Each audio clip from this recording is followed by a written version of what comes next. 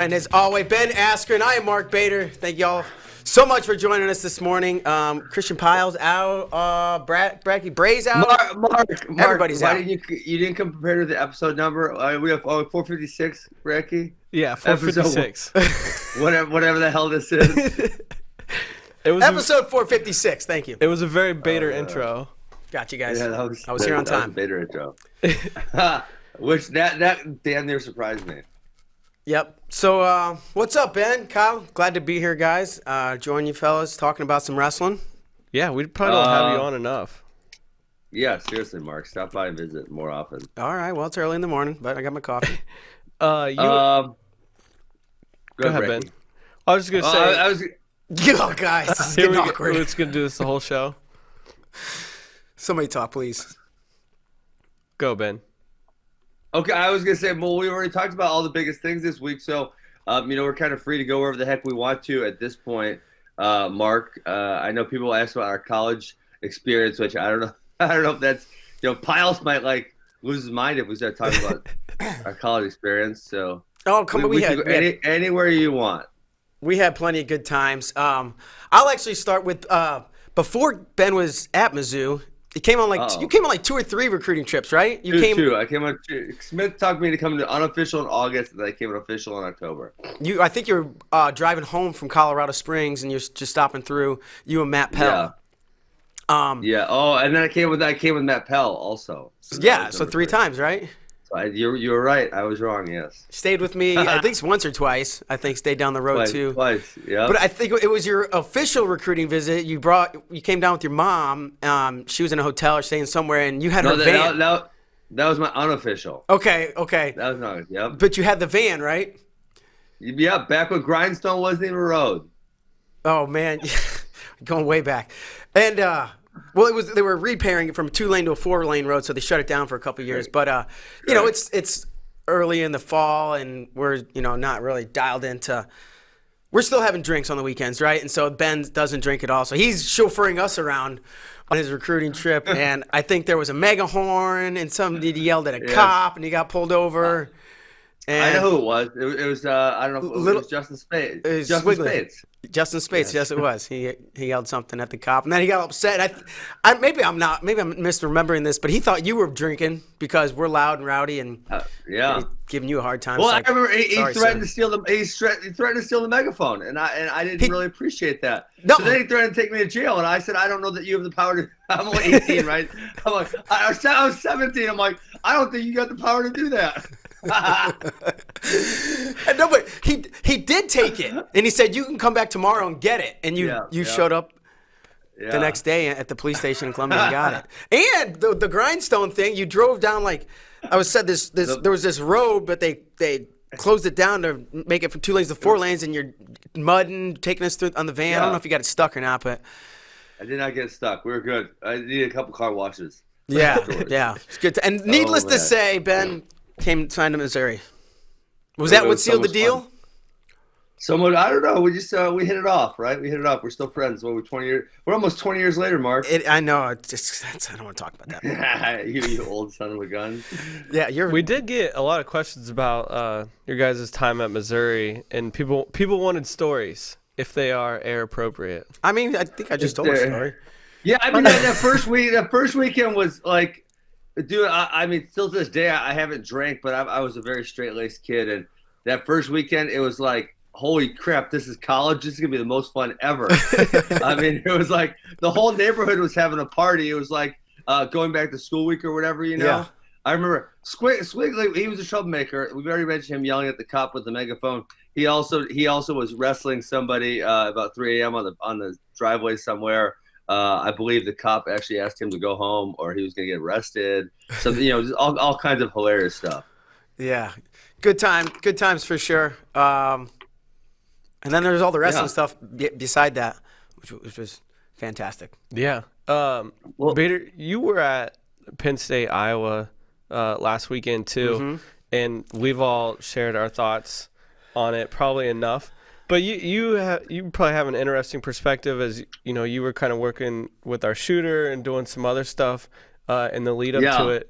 So why don't you kind of give us the duel from your perspective and maybe share a little bit else of what you were doing in Iowa? Mark's an Iowa homer now, so I'm so excited to hear his take. Why is that? Because I went up there and man, I honestly. Who's your favorite team? Iowa's your favorite team. Don't lie. Miles loves Penn State. I love everybody. This thing's falling out of my ear, but oh my God. no, this weekend was awesome. It was an awesome time in Iowa. I got in Wednesday and then really Thursday and Friday spent the time. Thursday, first part of the day, caught up with Tom Brand, sat down with him for, at least an hour. And I don't think a lot of people know we have a Brent Metcalf film we've been working on. He's got a really interesting story of his life. So got Tom Brand's thoughts on his life and career and everything else. Then the second part of the day actually spent with Royce Alger. He's from Lisbon, Iowa, which is only like 35 minutes away, but it's like a small farm town. He took us back to the farm where he grew up. We got our shooter there. Yeah, he's got a little creek right along a bunch of land. There was snow out. His brother, whose name is Rad, and he's just as big of a personality as Royce. His name is Rad. Rad? His brother's name is Rad, and he is like that's his nickname or that's his full name? You're gonna have to ask that. I didn't ask. Okay, all right. So, but we pull up, and I don't even think Rad knew we were coming. He lives on the farm now. He's like in the second story, like sitting feet out of a window in this barn. What was he doing? He's just sitting up there. I don't know. He's working on the farm. I don't know what he was doing, but he's just sitting there.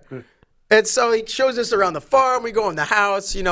He's got wrestling playing on the TV. He's got a dual playing, and just you see where Royce grew up, and he tells a story. Right, Gable laid on this bed while I sat downstairs and had to make my college decision while the UNI coach was in the driveway, and kind of brings you back to memory lane. Talks all about crazy stories. Was Rad a wrestler also? Yeah, Rad was a wrestler. He was actually a pretty good Greco wrestler. Okay, was he older or younger? A You little didn't younger. Get that? Maybe, okay, because then Royce bullied him his whole life, probably. Well, I think there's a whole bunch of them. I think Royce there's about 5 or 6 of them, I believe. He's got a whole bunch of brothers. I met another one. That's like a Bader family then. A little bit, yeah. Do people know you have 6 brothers? I don't think people know that I'm one of 7 kids. Well, I mean, some people do, but I don't know that a lot of people, because usually when I tell them that, they're surprised. But we saw the house, we saw the farm. He told a story of the horse fell into the cistern once, and they had to yank it out. It took them forever. They had to get all these tools, and there was a bunch of blood, and there's water is red in their house because they live on a farm, and Dad's like, it's fine, just drink it. And, this is just they are old school, tough, hard-nosed farm people. And he told it that way a lot of times. But from there, we went over to this little local food spot. I don't know how else to put it. It definitely had a small-town Iowa feel. And then we went over to Lisbon versus Don Bosco, 1 versus 2, high school dual meet there at Iowa. Packed, I don't know, 2,000, as much as the gym could hold, and then some. Yeah. Royce took us around, showed us his old medals. He's got his world silver medal in there. And then the next day, we had Iowa versus Iowa. Oh, shoot, I'm missing the whole Gable thing. The next day, we went over to Dan Gable's house. Oh, my goodness. What about Dan Gable, though? We spent 4 or 5 hours with Gable. Again, it was snowy. We got a gator or a driving thing you drive around your property. We drove around that. We chopped some wood. We saw his grandkids. We told stories for an hour and a half. Royce shows up again. They're working out. Some people might have seen a clip out on social. What do you say? Knock him out. Knock him out with your hips. I tell you, I get an idea of what Dan Gable was like when he was coaching from that workout. And they worked out for half an hour and warms up for a while, and then they're doing the airdyne and lifting some weights, and Gable's just getting himself. So are they doing this workout together, or is Gable putting Royce through the workout? Together. There's 2 airdynes, caddy corner, right? In his, he's got this cabin, and then they're taking turns on the weight. And all of a sudden, Gable's getting fired up, kind of like that, where he's like, knock him out. And he starts yelling, and he's like, Royce was like, you would always say a minute left, but sometimes, it was 3, 4, 8 minutes. And he's like, He's like, that's because you were scoring, and I want to see it. He gets himself all worked up, and he's like, the endorphins. It was a trip. Oh, and then we sat in the sauna. We hung out. We got a GoPro in there, and we had some nice discussion. And then we jump out the back and roll around in the snow. Who lasted the longest in the sauna, Bader? We all got out at the same time. Oh, okay. Yeah. You didn't have a toughness. We were actually so we were kind of. Could you have lasted longer than Gable? I could have lasted longer than we went. I don't know if we. That's not what I said. Could you have lasted longer than Gable in the Of course. Really? I don't know. I mean, you're asking me, so sure. But we were fighting the clock because we had the dual meet that night, so we had to wrap all this up so that we could get on our way. And then after all that, I went to the dual meet, and it was all right. It was all right. It was all right. It was awesome. It capped off an amazing 2 days. It was awesome. It was a lot of fun, and a lot of that content's back here, right behind us in the studio is the editing bay. They're gonna be getting their hands on that, and a lot of this stuff will be coming out. Someone asked on Facebook, do we know when we could get the Metcalf film? I would say this spring. Okay. Yeah, spring of 2020 will be a lucky guest. There's actually a film that people probably don't know as much about coming out, and it's a weight cutting documentary. Actually, we've been working on for a while. Yeah, make that face, Ben. And it's a lot of kind of focused on MMA too. It's got an MMA wrestling cross, so that's in the final stages of editing. I think that'll be wrapped up. What's the thesis, Mark? Of the weight cutting documentary. Watch the film, Ben.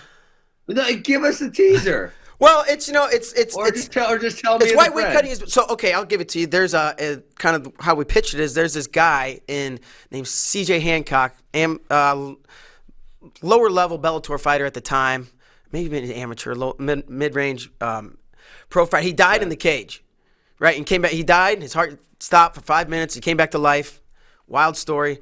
So we kind of tell his story, spin it off into, we talked to Big John McCarthy. And a handful of other people, Mike Dolce, Jeff Novinsky, I think, or is that his name? Yeah, Jeff Novinsky. Yeah. So, and get their opinions on weight cutting and why extreme weight cutting is really bad and some measures that can be taken to make it better. Oh, okay, good. Didn't you cut some weight for the film? Oh, yeah. Actually, I went through. How much? Coleman Scott came down here because he obviously went through a massive weight cut over about a year. And I went through like a 1 hour sauna bike weight cut with him. How much you lose? 5 or 6 pounds. Okay. Yeah. Solid work, Bader. Yeah, you never made weight or anything. I never missed weight. About that. I never missed weight either. Yeah. I thought I was gonna miss weight once, actually. Really? Where at? At Oklahoma State, my senior year. Oh. We had and I think it was like the first. I think I wrestled 33 at a couple opens. It was the first time I was gonna make 25, and we got there in plenty of time. I had like 1.5 pounds to lose, and it just wasn't coming off. And I had to, I guess you can take I lost anyway, so whatever. But I was wearing plastics. I was cheating. That's what a lot of people. But I was in their room. You should be able to use plastics are so much more effective. You should really be able to use plastics. I can't hear. Mess with their core a little bit. I said you should. Go ahead. I said you should be able to use plastics. Obviously as an adult, not as a kid, but it's so much more effective for actually losing weight. Yeah. So but the wrestling room is up by their locker room. There's scales right there, but I had to run downstairs across the gym around the corner to our locker room and take my plastics off, then run back upstairs. Sure. So, you only want to do that. You don't want to do that multiple times. So I'm like, all right, I think I'm down. I'll go change and then come back up and check. And it's like 1/2 pound or a pound. I don't know. I'm like 3/4 or a pound over something with like 30 minutes to go, and I'm freaking out. I got to run back downstairs, put my stuff on. I'm like, man. Smith, I'm over. I'm freaking out. He's like, Pritz is up there. Find Pritz. He'll get it off of you. I run back upstairs, terrified. I'm like, Pritz, I'm over. And he's like running. He's, put me through sprints and this and that. And I get on the Aerodyne, and he's pulling the zinger for me. And I'm like, it's 10 minutes to go. I have to run back downstairs and change and come back up. And I'm like, I guess I'll check when there's no checking. You just weigh and start and go. Yeah. Uh-huh. And I honestly thought I was gonna miss it. And actually, as I ran downstairs the last time to change, I remember as I passed the exit door, I'm not thinking right. I'm like, if I don't make it, I'm coming back downstairs and going out that door, and I'm out. I had no plan after. I was like, you didn't know where you were going. No, it was like Terry in the fence or something. I was just like, I'm out.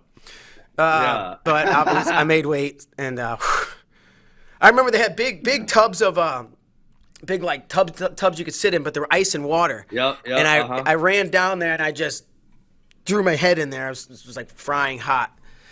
And I made weight. I wrestled really well. I lost. Who'd you wrestle? Skylar Holman. God rest his soul. Skylar Holman, yeah. Yeah, he passed away a few years ago. But he was an All-American. I think I lost 5'4". Story of my life, right? You lose by point, you lose by 10, it doesn't matter. So, never missed weight, Ben. Never missed weight. I almost missed weight at the Hargo Bend in Canada one time, and I was when I came back. It was the first time I made so it was +2, so it was 76 kg in the fall of 2009, and I remember I was probably like 0.2 over, and I just wouldn't stop moving when I was on the scale, so it kept bouncing around, and then eventually I just told the guy, "Listen, I made weight. I'm out of here." And they wrote me down. I made weight. What? You just told him. Well, you know on the scales, if you keep moving, it'll like bounce between like 0.2, 0, 0.4, somewhere in there, right? Yeah. So I just kept moving, and then eventually I said, I made weight, and then I left. Was it just like some kid or some teenager they assigned to make sure everybody? No, he was a grown man, but I don't think he was doing all that important to the tournament. Yeah. So I was an Olympian by that point. I had to bully him a little bit. Wait, I'm good. I'm good. Yeah. That's fantastic. Yeah. Bader, you do some of the cool stuff on the FloWrestling team because you get to work with these guys who we have down for what we call car washes. Yep. Which bring them down. You do stories and technique and skits and stuff like that. And just recently had a few more guys in town the past couple weeks in Dustin Slater and Anthony Ashnault. You want to fill us in on some stuff that's coming with those guys? Yeah, absolutely. Like you said, a series of tech. I think a lot of techniques are already posted and the stories are coming. Kind of the biggest, they both came down the same week, a week or two ago. Awesome time. And I get to kind of hang out with these guys a little bit and get to know them better. The really interesting one was Dustin Schlater, and it's like an hour-long sit and talk, and it's actually, I think I just uploaded it last night. It should run on the site today, I think. Excuse me. But, he's had a really interesting career, and I didn't know as much as I do now about the injuries he had and the concussions and how long back the concussions had gone and how serious they were. Because, let's remember this guy. Yeah. I didn't know that. They kept that quiet. Yeah, well, and he was afraid, one, that it would affect recruiting. That's how far back it goes, right? He didn't want it to get out. And then two. Really? And then that two. Far back? That's what I'm saying. And Whoa. two, once he was competing, he didn't want anybody to know because he didn't want guys clubbing. He said he absorbed a Burroughs double leg that, it did some damage. And the rest of the match is fuzzy or however he explained it. Yeah. But let's think about how good he was. True freshman, NCAA champ with one loss. He's on the trajectory to Olympics, Olympic gold, and it was first, third, seventh, nothing. Didn't place because he was hurt that senior year. And he kind of he totally details how he got hurt. It was right before Big Tens at practice, and and they still came back. And he made a world team in between in 2009. Yeah. Was there any talk about the Metcalf thing? Because obviously you said you're doing the Metcalf documentary also. That was kind of like, I believe Flo actually had one of their matches from their senior year up on the site, but that was like the first big high school rivalry that actually, that actually was viewable for us. I don't know, is that the right way to put it? That we could actually follow, watch. I think online. So. That's the first. That was right around. I don't know if I was with Flo or not at that point, but I was definitely on Flo and watching. And that's the first high school rivalry I remember hearing about, in the late 2000s, that first decade. And yeah, he talked about it. And then of course we're doing the Metcalf film, and it's not just Brent and Dustin, right? It's CP and Brent's older brother Chase.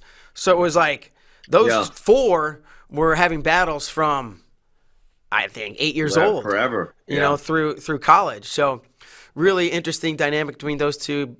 And that gets touched on in the film and touched on with this talk that I had with Dustin. Nice. Awesome. What about Anthony Ashnault? What did we learn from Mobbin? What did we learn from What Mobbin? can we expect? We gotta. It's not as profound, right? Because like you said, Ben, you're like, whoa, I didn't learn quite as much crazy unknown stuff, but we did do a funny skit here in the office that our editor Nikki's working on. Hopefully, it'll be done today or this week, and that should be coming out. And then we got a couple others lined up. Speaking of Metcalf, but unrelated, Darian Caldwell will be coming down here in March. Dang. Oh, that's fun. Yep. I was in touch with him. He seems super excited, and I haven't locked it in, but I've been talking with Gregor Gillespie, and he seems pretty interested and pretty eager to come down. He's got a schedule to work through, but we've been talking back and forth, and hopefully we can get him down here in March, and a couple others, and we're just going to keep doing this. And another thing, I'm happy to say it, is when we bring these guys down for car washes, we're paying them. Mm-hmm. So, we're trying to create opportunities for athletes, and we hope that reflects that we can capitalize on these opportunities ourselves. But, trying to create an economy around wrestling and pay these athletes is a good thing. Absolutely. One thing we didn't get to preview earlier this week is the women's freestyle wrestle-offs that are going down this weekend. WCWA. At the WCWA Championships. Andrew Spey will be there right outside Atlanta, Georgia. But there's three weight classes that will be determined who our Pan Am Games rep will be to try to qualify the weight. And there's some really good matchups. Hot. And we'll start at 50 kilos with Whitney Condor and Sarah Hildebrand. That one will be right away, best of three. So I think we should go weight by weight and make some picks on these because these are really, Whitney Condor, who's been on multiple world teams here, and then Sarah Hildebrand, who's a world silver medalist. We talked about this a couple weeks back, but the women's freestyle Olympic team, they have the possibility to have a world medalist at almost every single weight, I think, or maybe every single one. I think they might be missing one weight class. 62 maybe? Yeah, 62. Well, Velti's got a medal. That's right. Velti does have a medal. So. Yeah. All right. So I think that, to me, for looking at 50, the question is, how's Sarah Hildebrand how's the weight cut gonna treat her? How's she gonna react? Go ahead. She said, I interviewed her for the Rudis podcast a couple weeks back, and she said she was walking around just normally at 52 kilograms. So, not a big deal at all. And obviously she wrestled 50K at KG at Mateo Pelicone. She said it wasn't a big deal at all. All right. Well, then. Yeah. She had a crazy match with Victoria Anthony over there. Yep. I think I like Sarah. I do too. I really like the way she wrestled at Mateo Pelicone. Like Ben said, didn't look like the weight affected her at all. I'll take her in 2 matches. I agree. 2 matches for Sarah Hildebrand. She looked good at Mateo Pelicone. The weight didn't seem like an issue. She wrestled really high pace. I think she's winning that one. Then ended up at 53 kilograms. Catherine Shy, Haley Agello. That would just be a 1 match. And then the winner of that goes to world champ Jakara Winchester, who's coming down to 53 kilos. Ben, what do you think about this one? I don't have too much of a take on the first match, but I think Jakara wins. I mean, she just looked so good last year, so I don't really think Haley or Catherine can push Jakara that hard. I think she's going to be our rep, obviously at the Pan Ams and the Olympics. For me, same thing as I said with 50 and Sarah. Jakara wins the title at 55. Moving down, I know it's only 2 kilos, but it's a lot of weight. 4 pounds, and how she can react to it. If she handles it fine, I think it's her all day. And I remember seeing Jakara in the years leading up to this past year, thinking, wow, this girl's raw, this girl's good. When she fine tunes a little bit, she's gonna be really hard to beat, and she's done it. She won Worlds. She's super hard to beat, and if she can manage the weight at 53, I think it's hers. Yeah, I think I saw her post. Yeah, first time since 2003 she's been that low. She tweeted last night, but feels good and ready to wrestle. I'll take her. I think Catherine Shy gets to is one that she wrestles. Shy's looked really good since she's been back in the mix. And then the biggest one will definitely be at 57 kilograms. The return of Helen Maroulis, and she has a tough one right away with multiple-time world medalist Allie Reagan, and then the winner of that gets multiple-time world team member Jenna Burkett. Ben? Yeah, I think this is too hard. I mean, when was the last time we actually saw? It's been quite a while now. So I don't know. It's for me. It's hard to pick this one. I mean, I think if Helen's operating at full capacity, I think it's her. But I'm not sure. So besides that, I like Jenna Burkett.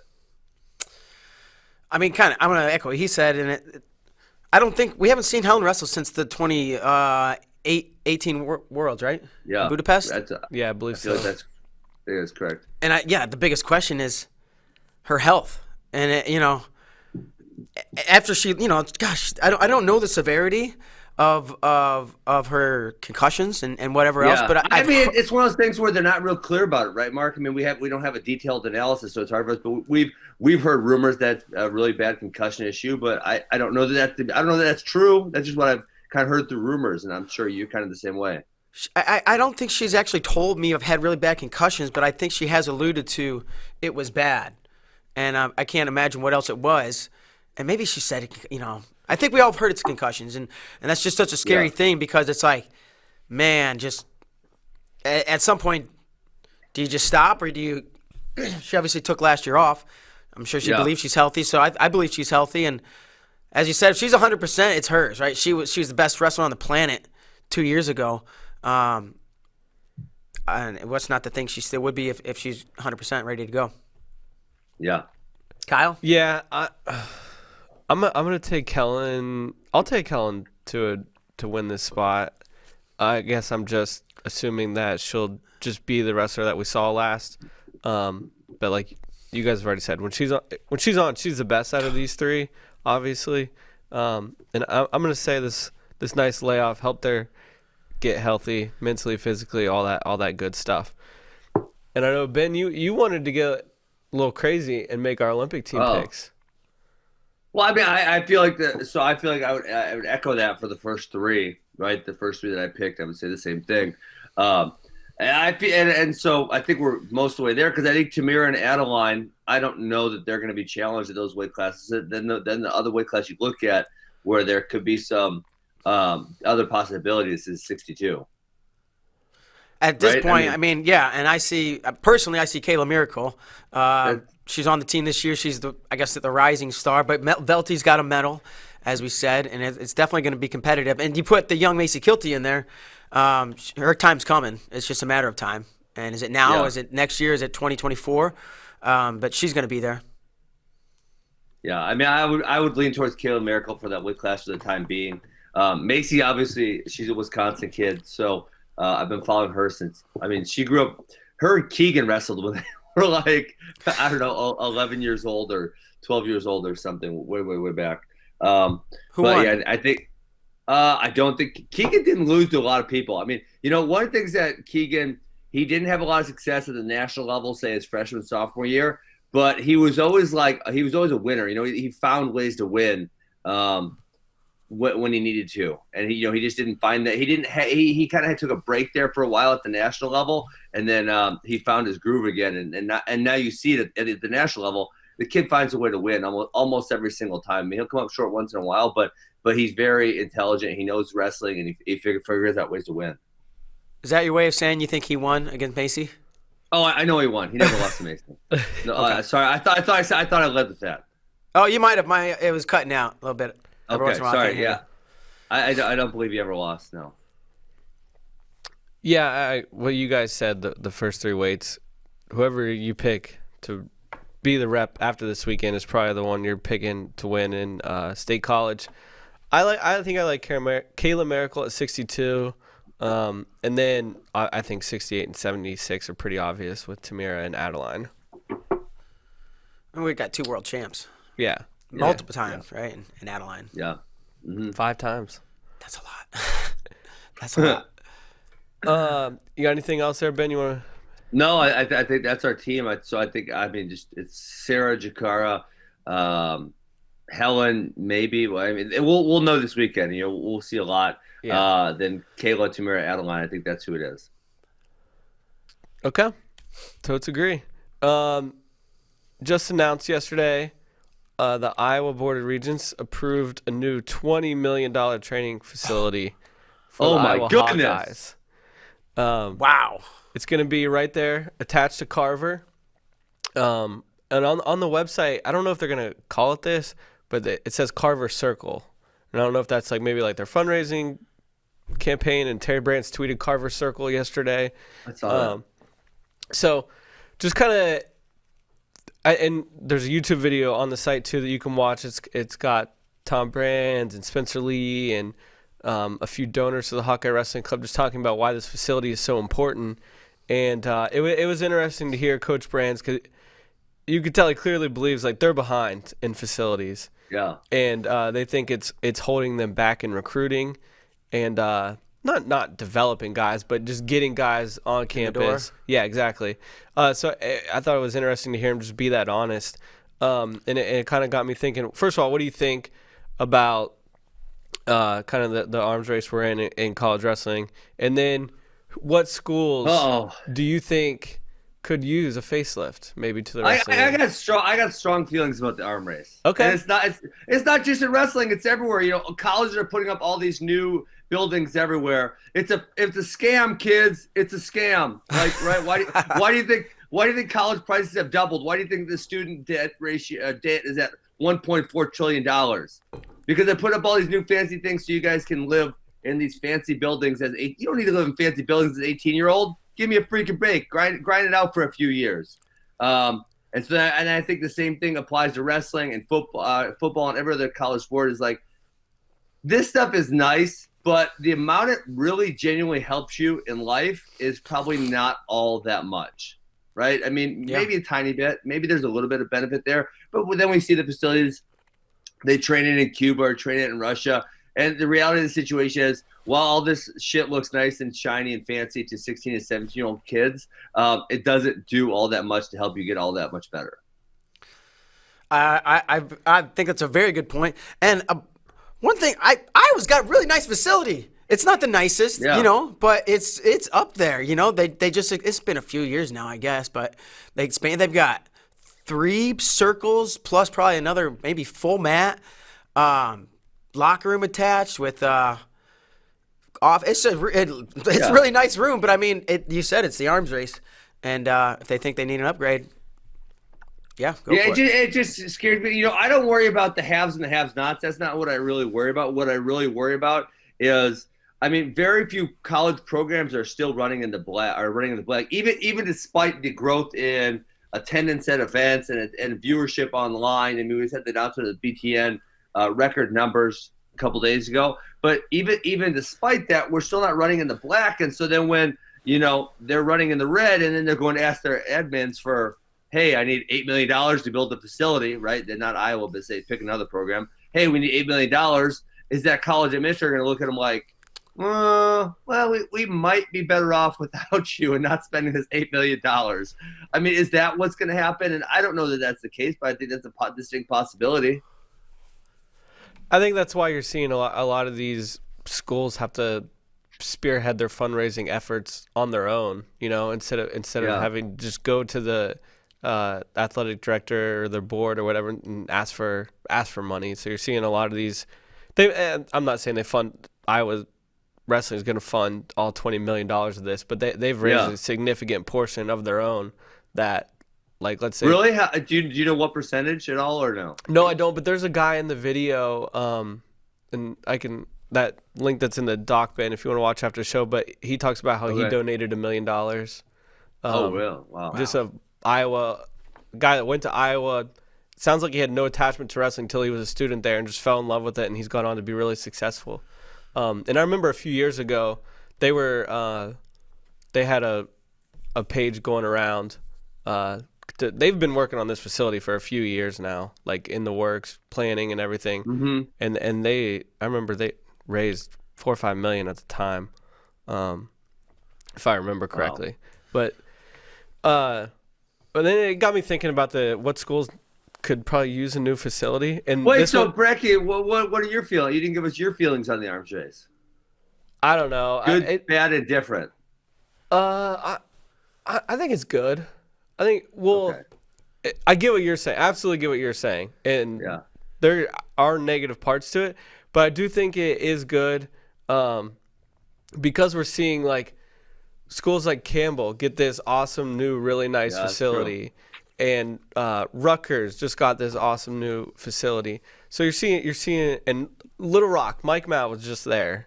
Yeah, that's nice. They have this awesome facility. So I think it can end up being good and positive for wrestling. Cool. But I do think it is interesting to talk about schools that can maybe use a facelift. And I know, bring this school up right away, Oklahoma State, because it's been talked about a lot. Their ADs have actually been pretty open about it because they just built them a brand new baseball stadium and even said wrestling's next. And he said that we've honestly probably ignored wrestling for too long because they've just been successful.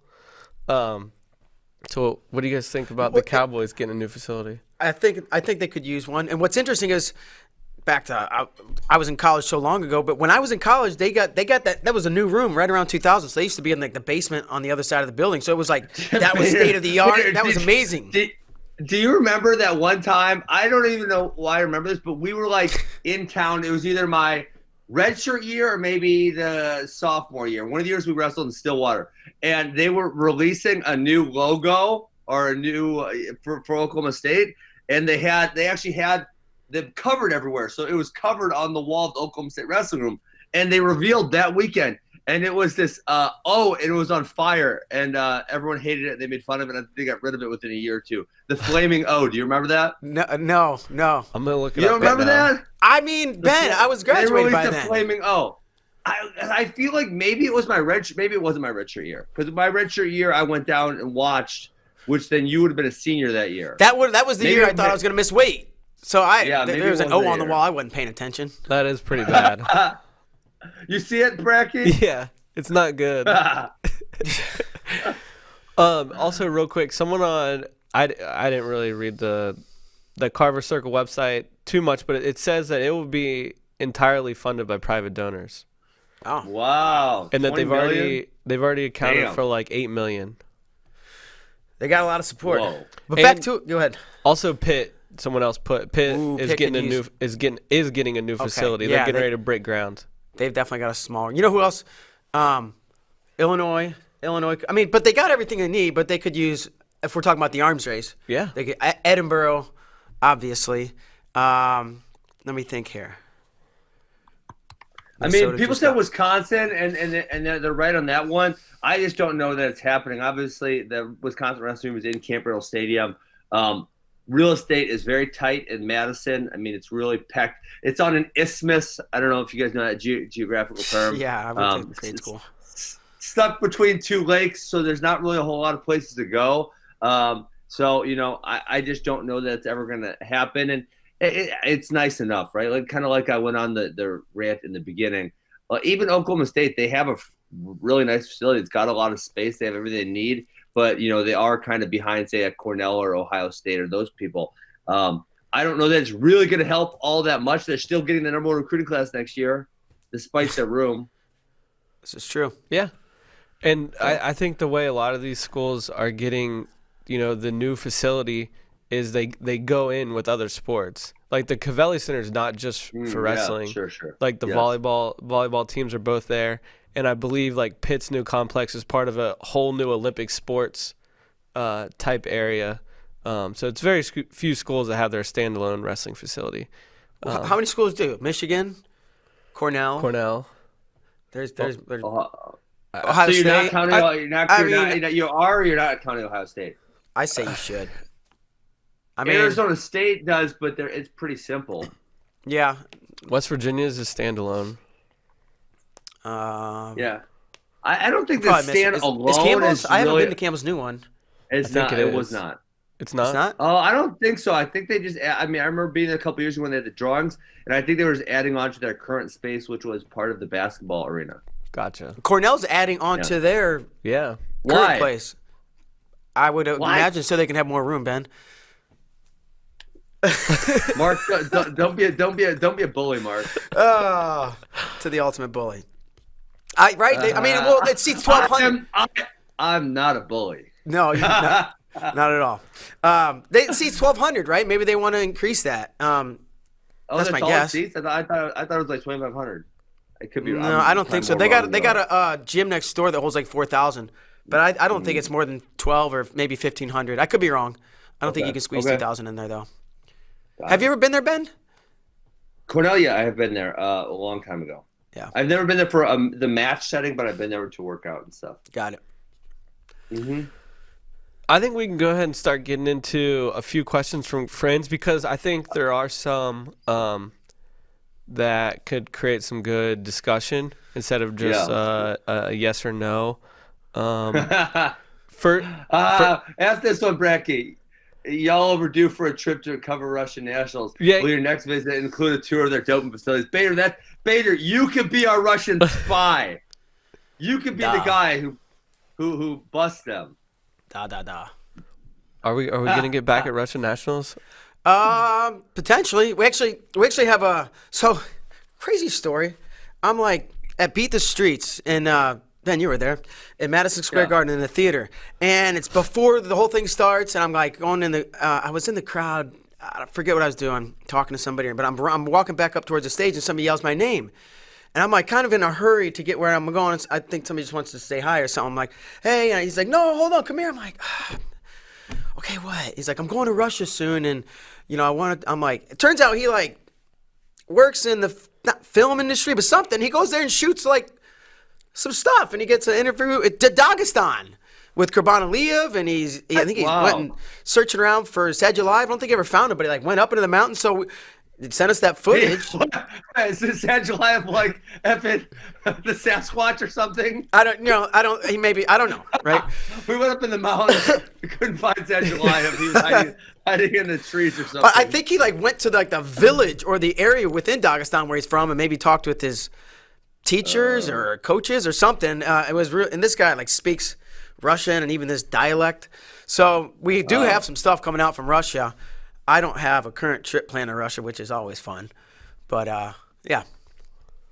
Yeah, you know that Z, the old Oklahoma State heavyweight, he still works for Mike Novogratz. So maybe you can swing by New York City, pick him up to be your translator, and then head over there and infiltrate or something. Galagayev. Every time you suggest I go to Russia, you want me to spy and infiltrate. I can't just go and just cover wrestling? Listen, I mean, if you're happy with the Russians cheating and beating Americans because they're cheating, listen, that's cool, but that seems kind of communistic, Bader. I thought you were a great patriot. I am a great patriot. I am also, I love my life. I have a young one to look after. Yeah, I don't want that's true. to make the wrong people upset. Now that you need to get some weapons skills or weapons trainings or hiding, or maybe you can fly a plane out or something. Yeah, I'll get into that, but I can't say it live on the air. If I'm going to do that, right? You gotta be coy. Well, that would be the ultimate trick. They would say, you literally said you're going to do this, and you're like, oh, you really think I was going to say I was going to do it, and then I'm going to do it, and then they would never know. I'm not that dumb. Now that we're winning like world titles and beating them, would they even allow us? Yeah, I mean, they this guy came over and said I'm with FloWrestling, and they opened their arms and were really inviting from everything he told me. Okay. Maybe I don't know that they would tell us all these secrets, but they let us roll the cameras on their and that's not the national team or the their the Russia's team. It was whoever was training in Dagestan at the time, but we know a lot. Yeah, but who's ever trained in Dagestan? That's like some of the 17 world teams. I mean, that's Azerbaijan's guys and Ukraine, and now Armenia, they're like in France and Italy and Georgia. Everywhere else. Mm-hmm. This is true. Yeah, Bader, you should do it. All right, I'm in. I'm going. Sign me up. Get my visa. Not the spying part, unless you really want to. Then I'd be pumped for that. But then get some film for us leading up to 2020. Build some more context. All right, it's done. Okay. Talk to my travel agent. From Russia to American high school wrestlers doing rock, paper, scissors to decide who gets the win and other Dragon Ball Z stuff that I don't understand. I'm sure you guys have probably seen it on Twitter. It's been going crazy. We got like 3 different questions about it. So what are your thoughts on these clips that are going viral? Go ahead, Ben. I don't really care. I don't know. It's kind of whatever, right? Well, it seems like because there were like two camps. There's the camp that like I saw Bryce Meredith tweet like, this is ridiculous. Like these kids need their butts Bryce whooped. Meredith has never done anything ridiculous in his life, I'm sure. Good. But then you had because the one ref like literally like kicked these dudes off the mat when they did like the Dragon Ball Z thing, and Sebastian Rivera was like, "Why the ref got to be like this? Like, just let them do what they want to do." And then everyone was jumping back at Sebastian like, "No, this is lame. This is disrespectful to the sport." Blah blah blah. And Sebastian's like, "Y'all are a bunch of hardos. Like they're just trying to have fun." So there were a lot of people wanting our opinion on it. I'm not the biggest fan of it. I'm not going to say it's like disrespecting the sport or whatever. I just think like now that everyone's doing it, it's like getting kind of lame. But the first few times I guess were kind of funny. I did see it yesterday, and I'm not on social media probably as much as you are, but I'll go on most days. And as soon as I saw it, I thought the same thing as Seabass. I'm like, why the ref got to be like that? I was like, oh, come on. It's not that big a deal. Yeah. And I see both ways, right? But I don't know. I guess I don't care, right? You're going to win. You're going to lose. Whatever. Yeah. These guys obviously aren't contending for district, sectional, state titles. Right. Right? I would assume, right? If it's a big match and you're a very competitive wrestler, you're not going to do it. Yeah. If it was in the state finals, we might be having a different discussion. I mean, if you want to do that in the state finals, I guess. All right. Kevin Mulder, he wants to know. I know we talked a little bit about it yesterday. I can't remember if we went on record and made our picks, but who you got between Mason Paris and Big Daddy Cass this Saturday? I'll be at the duel. I'm pumped to see this match. You're going? No, this guy. I was like, what? I didn't know you were going. No, Kevin Mulder. Oh, he's in the dock here? Yeah. I got Big Daddy Cass. I was really impressed with him against Neville's last week. I know Mason Paris is a lot better. I just see Mason having a big struggle to score on Big Tone. I got Mason Paris. And Ben, did you say I know Paris? Did you just say I know Paris is better? Or No, did you mean better? I did not say that. Yeah, you did. Maybe you were talking about. Maybe he's better than he used to be. He is better than he used to be. He got a lot better than I thought that's what you said. Anyways, yeah, I don't know. Why not? I got Mason Paris. It's gonna be a great match. Cassiope could win. I'm taking Paris. What's up? All right, I'll split it. Big Tone. I liked what I saw out of him last week with the scrambling. I think he matches up well athletically with Paris, and I think he's got really good defense and will stuff some of those shots from Paris. And you do not want to be under Big Daddy Cass. No, you do not. Ben just picked him because he's an Iowa lover. Ben loves Iowa. You're trying to prove you're not an Iowa homer, Mark.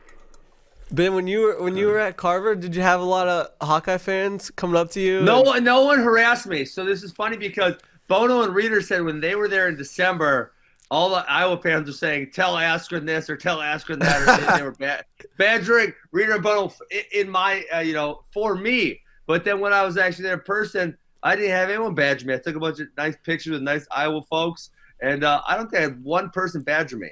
Probably because you've done a 180 on Iowa on here. That's because I'm the biggest Iowa fan now. But Yeah. I just flipped out on DeSanto earlier this week, so maybe people would say I'm not. That's true. They We'll might. send you some Mark, Hawkeye what's gear. your take?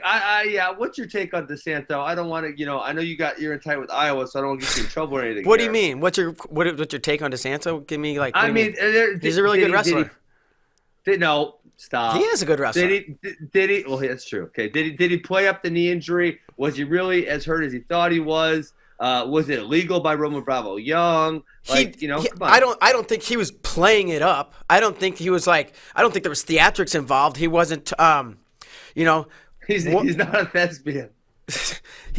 Maybe he wasn't as hurt as he thought he was. And Tom Brand said this in the press conference afterwards. Yeah. He'd never been in a situation like that, and the knee, I'm sure it did hurt, and maybe it was really bad. Maybe it's torn up, but the emotion, the moment, the crowd, like I got hurt, then I got cradled. It's gonna mess with your head a little bit, right? Yeah.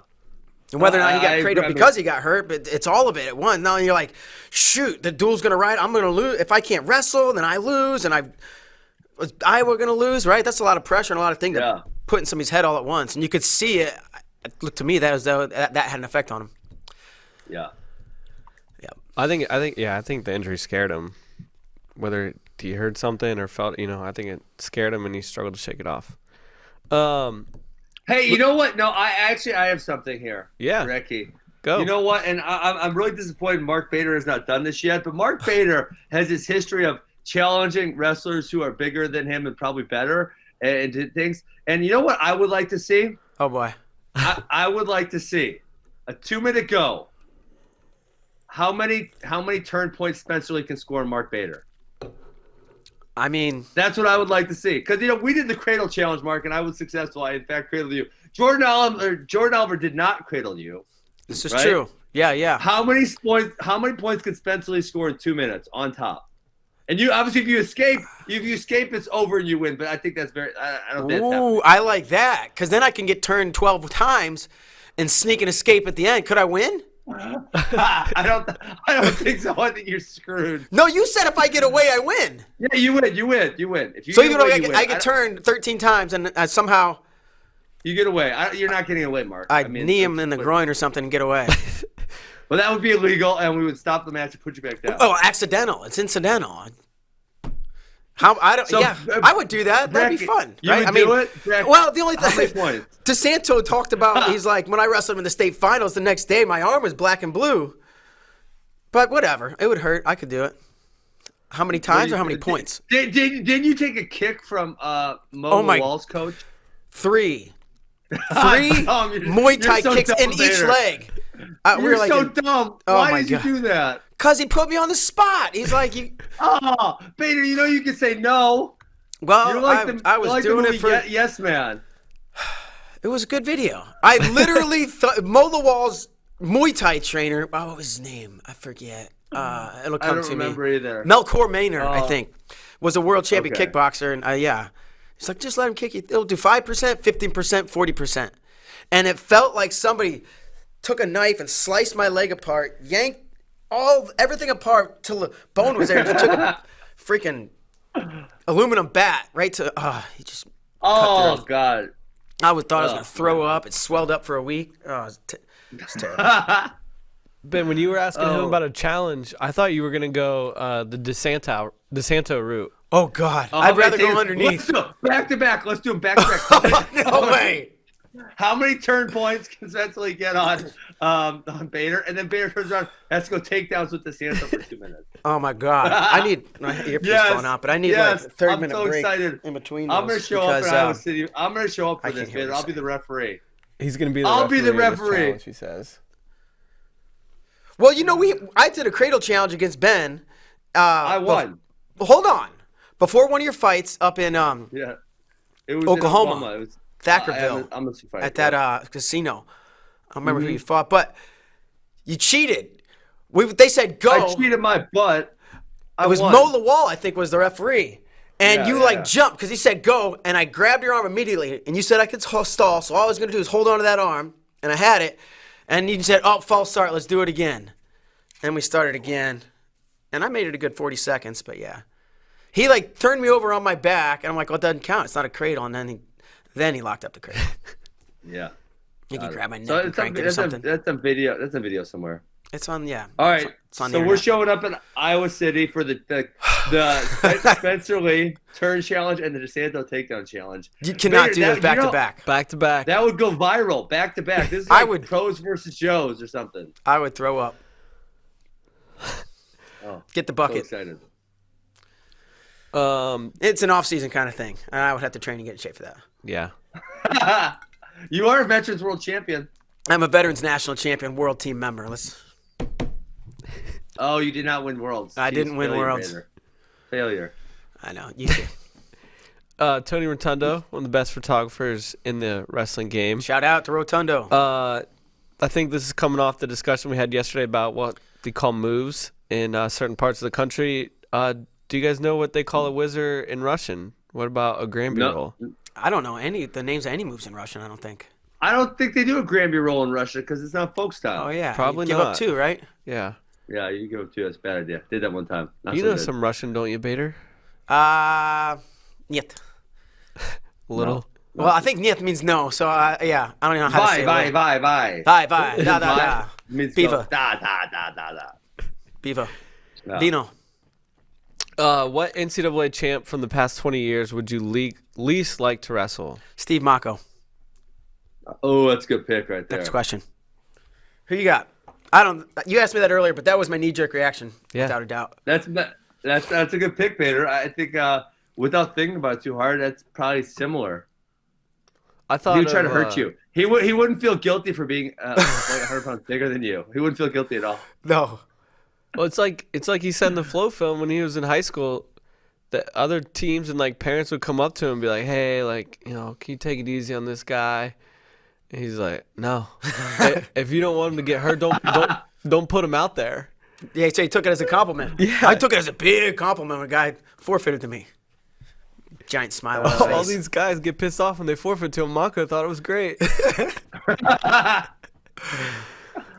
I thought of Metcalf. I wouldn't want to wrestle that. That's no fun. Going underneath Zane Rutherford would not have been fun. I'm trying to think. Yeah. Mako. I think Mako's the fairly easy answer. Okay. The question for you, Mizzou guys: Do you miss the old Big 12?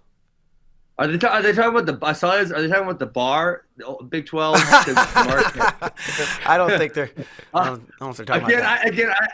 I don't drink at all, Kyle. But they had this night where they gave quarter, and they were quarter beers, and they were just like, probably 8 ounce fair. Quarter draws, they were called, Ben. Quarter draws. Yeah. It got ugly, Kyle. I was sober. I'll tell you, it was not pretty in that place. It was real. So, Ben, since you didn't drink, were you the one that was like in charge of keeping everybody in line? Yeah, that was my job, and I was kind of transcriber, so I would also then remind them all the stupid crap they did the next play.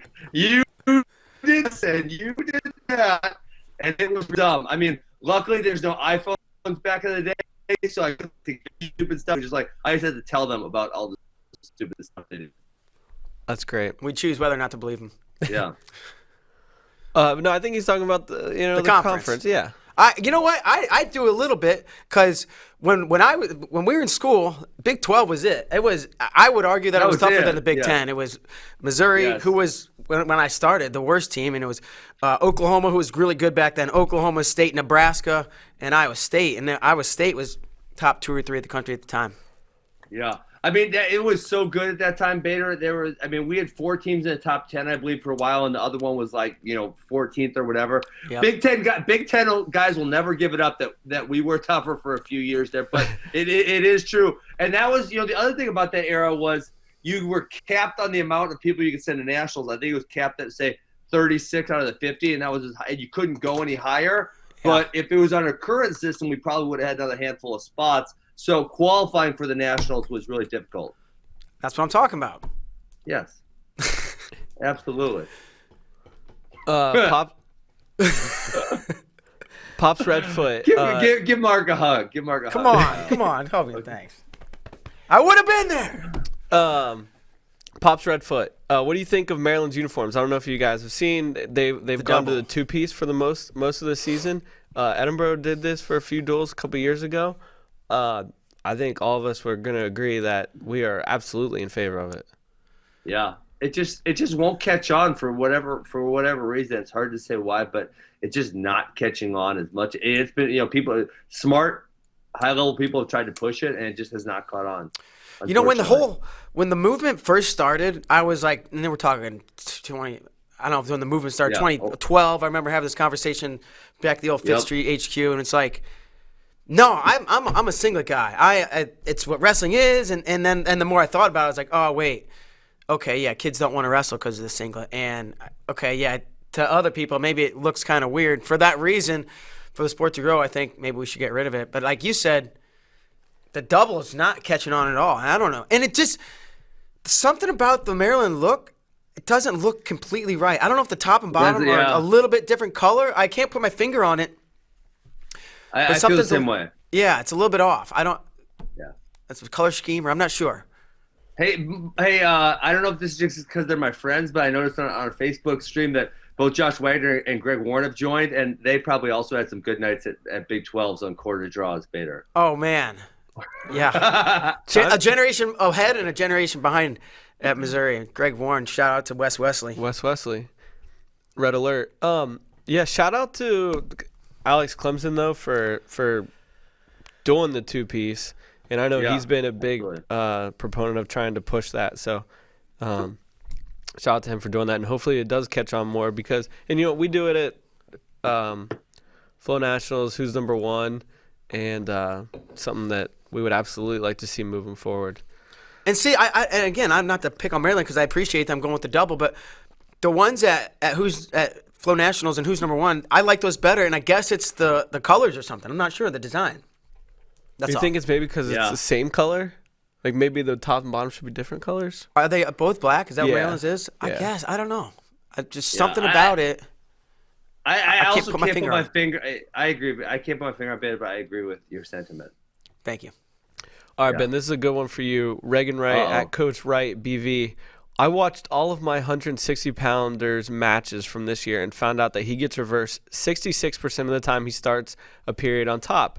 Going forward, what's the plan? Auto neutral when the other guy goes down?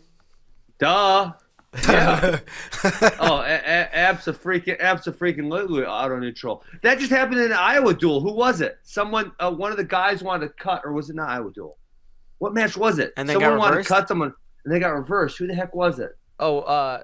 Didn't that happen in Assad Brooks? Yeah, I think it was Assad Brooks, and he got reversed and then spent some time on bottom. It was Assad Brooks. Yep, you're right on that. It completely took him out of the match too. It took every took chance. a lot of win. I don't know why. I don't know why guys do that when you have the just put them neutral option. Yes, yeah. When especially when you're not gonna, when you're not a turner, when you have no chance of turning, just effing cut them. Like I mean, one of the things that high school kids especially do that I think is so dumb is they get that early takedown, and for some reason they think they have to ride. And it's like, well, why do you have to ride? You don't. And then they put all this effort in, they get called for stalling when it's like, okay, you could have just taken them down like 3 more times that period. Instead, it's effing now it's 2-1 and you have a stall warning. Like, why do you put yourself in that situation? I even see the same thing in college duels, where one guy's a lot better than the other duels, matches, whenever. You'll take him down and ride him for 2 minutes, and then in the third period, he's working really hard to try to take him down 4 or 5 times to get the major. It's like, man, you took him down in the first 30 seconds. Yeah. I think you can maybe take him down 2 or 3 more times in the first period, set yourself up for that major or tech. Yeah, and that's exactly what we talked about with Caleb Young at 57 against Pfeiffer. He rode for like 3.5 minutes, but took him down 2 or 3 times pretty easily. Could have just been playing catch and release with him and gotten the major. Reagan Wright, auto neutral. Now, so hey guys, we got the interesting email from Quant yesterday. Brecky, I think they misspelled your name, so I don't think you were on it. I got it forwarded to me by David Bray. Yeah. Okay, so Quant's a company out of Illinois, and they're trying to build out a system where they can score wrestling matches properly with statistics and everything else. And so they sent us an email yesterday, and I found it to be fairly fascinating. So it said, let me sorry, I'm trying to find it on my email right now.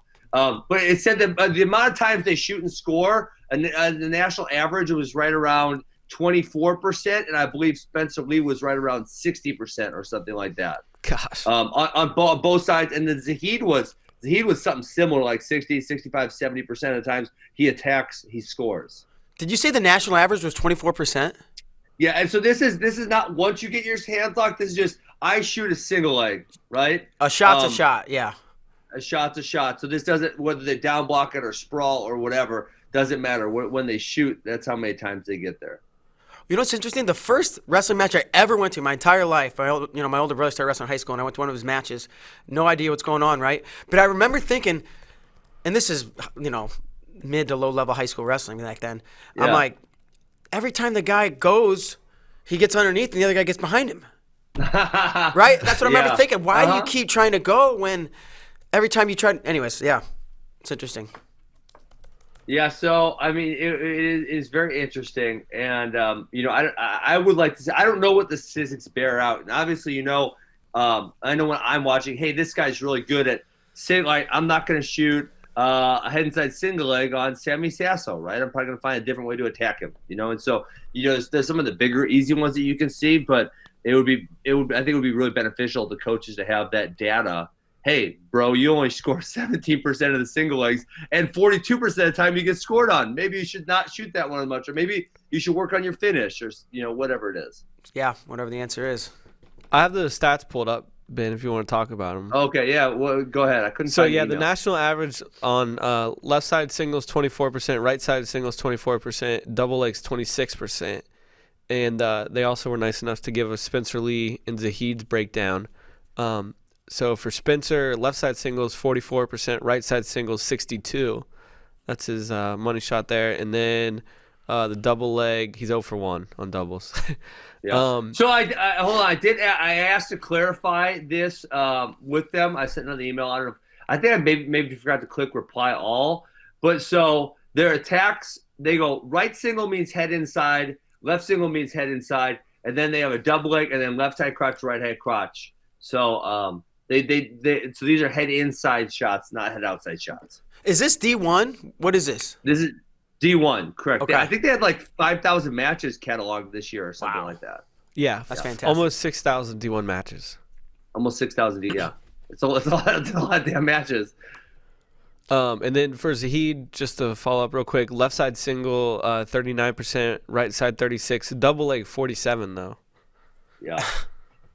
Still almost half. So good luck stopping that. Yeah, exactly. Yeah, so I mean, but I think if you also knew what percentage ended up with the other person scoring, and then what percentage ended up with, no score, so it might be, a stalemate, or just, the scramble and they break apart or they go out of bounds. I think that would be really, interesting to follow that also. Yeah, absolutely. and then further. So then the other thing I asked furthermore is like, okay, so so this, when I shoot a right side single, everything is encompassed into scoring or not. Like, it would be really interesting to see if, okay, when you get your hands locked, what percentage do you score? Yeah. Right? Because I just know for me, if I got my hands locked, I'm 80 to 90%. So for me, it was like, one of my strategies, hey, just get my hands locked. That's it. Like, I don't need to worry about a perfect shot. I literally just need to get my hands locked. And I think certain kids are like that, and they worry too much about having a perfect shot. It's like, don't worry about being perfect. Just look at, when you get your hands locked, you're 84%. Just go figure out a way to get your freaking hands locked. When did you figure that out, Ben? Because I watch you wrestle a lot, and yeah, God, sometimes it was really ugly. It's like bent over and backwards, and you just barely got your hands locked. And you're like, I figured you would finish because I'd seen you so much, but it's like, yeah, you figured that out on your own. Well, when I was a little fat kid, and remember, I lost all that weight. I don't know, I was fifth, sixth grade. But when I was a little fat kid, my whole strategy was just get my hands locked and then wait for them to do something stupid, and then get on top of them. Adjust, right? Okay. Because little kids do stupid stuff, and then somehow I just kept using it, and then obviously kind of stuck with me as I got better. I had a good grip. Now my shoulders pay for it. Like, my shoulders, I don't have a lot of pain. Like, if I fell asleep like this, it would really hurt or something. But I have lack of mobility in both shoulders. But hey, I got some good mileage out of it. Yeah, you did. Amen. I like this question from Blake. Pick one: coach's red yellow card system, NCAA dual championship. Red shirts can wrestle 4 matches and keep their red shirt, or U.S. senior level duels teams. Which one would you choose? Man, U.S. senior. I would go the NCAA dual championships. So I'm assuming that they mean that you don't have to. You could have 2 NCAA championships, dual championships, and then obviously the individual still. I think that would be so much fun. Probably. Where is the question again? Here it is. I think if you could get to the point where senior level duels and senior, is that U.S. versus U.S.? Yeah, I would assume it means like RTC versus RTC. I think that'd be fun. I think the pool has to grow a little bit more, maybe, to have enough teams to make it fun. But I would like the idea of building up senior level wrestling, and I like watching freestyle and senior level more than I like watch college, because they're better and more developed and faster and stronger, and it's like, if we could see more of that, that'd be awesome. I think the other ones are great too. Well, I was actually just talking about this with someone the other day on that Wrestling Changed My Life podcast. It's like, I was talking to them about how hard it used to be to watch international level wrestling. I mean, it's literally within the last couple of years that Flow started getting more, not just the U.S. Open or whatever, but like more coverage. And now, So now we can actually follow the Matteo Pellicone and I can watch stuff, right? And that the more you can watch it, the more interested you're going to be. If you can't watch it, you're not going to be interested because reading names on a bracket isn't all that fun. Yeah. More context you can build around it, the more stories you can tell around it. Yes. And being able to see that, like you said, you can talk about it all day long, but if you can't see it, it's hard to put context on it. I really like the redshirt one. I would like it to be more than 4 matches because, and that comes from the new football rule where you can play in 4 football games and not lose your redshirt. Yeah. How many games do they play though? 12. Well, So it's like a third of the season. Right. So I'd like that to be more. 10 matches. Yeah, or whatever, 12. however many weigh-ins you have. So I'd like that to be more. I do like the dual championship aspect, but I'd like there to be a dual national champion, but then I also like the team aspect at NCAAs as well too.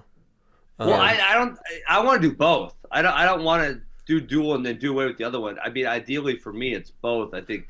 Okay, I thought you were saying like dual only. Oh no, absolutely not. So the other thing that if I could do it, and this is we go into that quant wrestling and how they could kind of keep statistics. It would be so much fun if you actually had a dual season and it was kind of like football or basketball, and you could have a fantasy wrestling thing with it, right? So it's now you can't do it because the schedules are all over the place. It doesn't make any sense, But if you could have, hey, okay, for this 2-month period, every Friday and Sunday we're going to do a dual meet, and then it's going to lead up to this dual meet national championship the last 3 weeks or whatever, and then you have a tournament season. You say, okay, there'll be tournaments this weekend, and then the nationals, whatever. Like you would actually be able to do some type of fantasy wrestling. So I know that's just my bias as a fan and a spectator of wrestling. I'm kind of getting greedy here, aren't I? Yeah, no, I like it though. It's good. A few people asked this. I don't remember this happening.